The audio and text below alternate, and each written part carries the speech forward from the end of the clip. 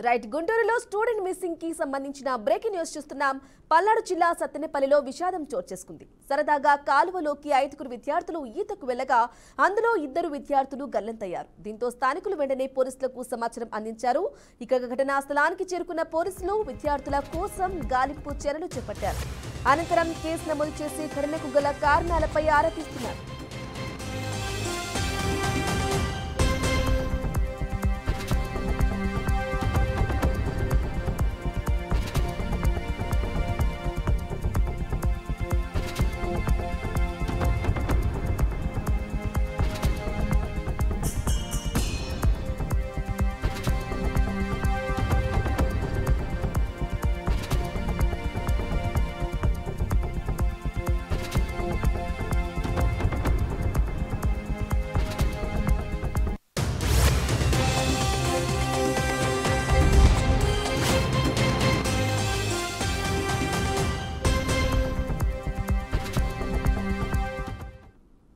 Right breaking news చూస్తున్నాం. పల్నాడు జిల్లా సత్తెనపల్లిలో విషాదం చోటు చేసుకుంది. సరదాగా కాలువలోకి 5 విద్యార్థులు ఈతకు వెళ్లగా అందులో 2 విద్యార్థులు గల్లంతయ్యారు. దీంతో స్థానికులు వెంటనే పోలీసులకు సమాచారం అందించారు. ఘటనా స్థలానికి చేరుకున్న పోలీసులు విద్యార్థుల కోసం గాలింపు చర్యలు చేపట్టారు.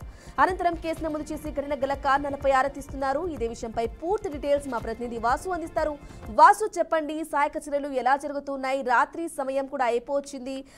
అంటే ప్రయత్నంలో ఏవైనా ఇంకా సమయం పట్టే అవకాశాలు ఉన్నాయంటారా?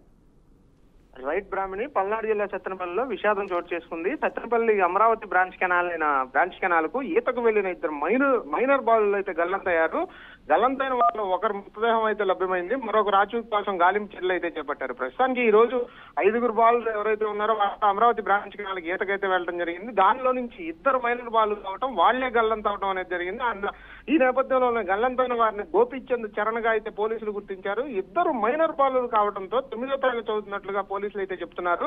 దీనికి సంబంధించి వీళ్ళని మృతదేహాల గాలింపు కోసం స్థానికులతో కలిసి పోలీసులు అయితే గాలింపు చర్యలు చేపట్టారు. ఎందుకంటే ఇప్పటికే రాత్రి సమయం అయిపోవడంతో గాలింపు చర్యలు కొంచెం కష్టమైనట్లుగా తెలుస్తుంది.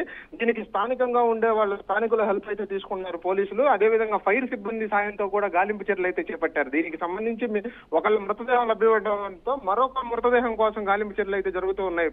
బ్రాహ్మణి, అయితే వారి కుటుంబ సభ్యులు ఏమంటున్నారు? వాసు, ఈ రోజు ఆదివారం కావడంతో పిల్లలతో కలిసి ఈతకైతే వెళ్ళినట్లుగా కుటుంబ సభ్యులు చెప్తున్నారు. కానీ ఈతకు వెళ్లి ఇలా జరుగుతుందని చెప్పి కుటుంబ సభ్యులు అయితే అనుకోలేదని చెప్తున్నారు. దీనికి సంబంధించి పూర్తి వివరాలు పోలీసులకు సంబంధించినటువంటి ఇప్పటికీ ఒకటే మృతదేహం లభ్యమైందని పోలీసులు చెప్తున్నారు. మరొక మృతదేహం కోసం అయితే పోలీసులు గాలింపు చర్యలు చేపట్టారు. ఏది ఏమైనప్పటికీ సత్తెనపల్లి గ్రామంలో విషా ఛాయలు అయితే అలుముకున్నాయి. Brahmani, right Vasu, thank you for the updates.